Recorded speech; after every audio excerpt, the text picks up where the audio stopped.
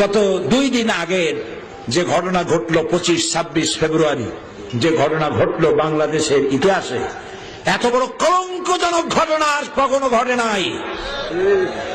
আমাদের মেরুদণ্ড ভেঙে দিয়েছে। আমার দেশের সেনাবাহিনী আমার অহংকার, আমার গৌরবের বিষয়।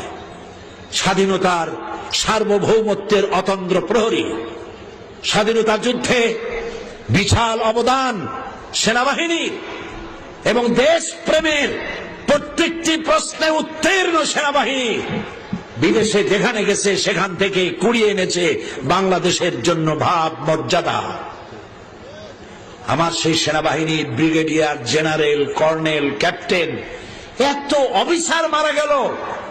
পৃথিবীতে কোন যুদ্ধে, পৃথিবীর ইতিহাস বলে না, পৃথিবীর কোন যুদ্ধে এত অফিসার মারা গেছে ইতিহাস নাই। বাংলাদেশের অপূরণীয় ক্ষতি হয়ে গেল। বিডিআর আমার দেশের সীমান্ত পাহারা দেয়, বুকের রক্ত দিয়া, জীবনটা দিয়ে পাহারা দেয়। পাখির মতো প্রতিবেশী দেশের গুলি খাইয়া মরে যায়, তারপরেও সীমান্ত প্রহরায় রত বিডিআর। আমার এই শক্তিকে খর্ব করতে এলো যারা, কারা ষড়যন্ত্র করলো, কারা মারলো দিবালোকে দিনের বেলায় গুলি করে, এইভাবে নির্বিবাদে গুলি করে পালায় গেল, অপরিচিত গাড়ি নিয়ে ঢুকলো। পত্রপত্রিকায় দেখলাম, হতবাক হলো 15 কোটি মানুষ, বিস্ময়, হতবাক, বিমূঢ়, শোকাহত গোটা জাতি।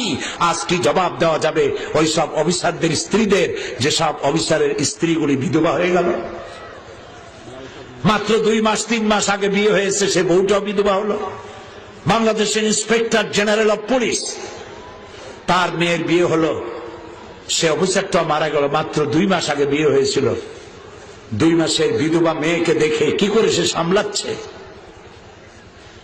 যার বাপের বুকের ধন, যার মায়ের নারী ছেঁড়া সন্তান, ব্রিগেডিয়ার ক্যাপ্টেন বানাতে, এক একটা ক্যাপ্টেন ব্রিগেডিয়ার জেনারেল বানাতে বাংলাদেশ সরকারের খরচ হয় কোটি টাকা, বছরের পর বছর যায়। এতগুলি অফিসার বানাতে অন্তত আরো 2 যুগ লাগবে। কারা করলো? আল্লাহ, আজকে বিশাল সিরাতুন নবী ময়দান থেকে তোমার দরবারে ফরিয়াদ করি, আমার এত বড় ক্ষতি যারা করলো, সেই দুশ্মনদেরকে গোটা জাতির সামনে ল্যাংড়া বানায় দাও, গোটা জাতির সামনে উলঙ্গ করে দাও, প্রচন্ড শাস্তি, গজব দিয়া, লানত দিয়া ধ্বংস করে দাও। আর একটি বই, একটা প্রশ্ন এসেছে এই যুদ্ধ অপরাধ সম্পর্কে জানার জন্য, প্রশ্ন করেছে, বলছে যে সেখানে নাকি আমার নামও আছে। তো আমি তো সেই ব্যক্তি 1997 সনে বর্তমান প্রধানমন্ত্রী যিনি, উনি তখন প্রধানমন্ত্রী ছিলেন, ওনার উপস্থিতিতে আমি বলেছি 1971 সনের কোন কাদা আমার গায়ে লাগে নাই। 1974 সন পর্যন্ত বাংলাদেশের কোন রাজনৈতিক দলের নেতা বা কর্মী আমি ছিলাম না। আমি চ্যালেঞ্জ করেছি, ওই চ্যালেঞ্জ পার্লামেন্টে রেকর্ড হয়ে আছে। লতিফুর রহমান সাহেব জানেন, আমার ভাই, উনি জানেন, পার্লামেন্টে যে যা বলে তা রেকর্ড হয়, বই হয়, সংসদের বিতর্ক, ওই বইয়ের নাম, ওই বইয়ের মধ্যে আমার এই চ্যালেঞ্জ লেখা আছে।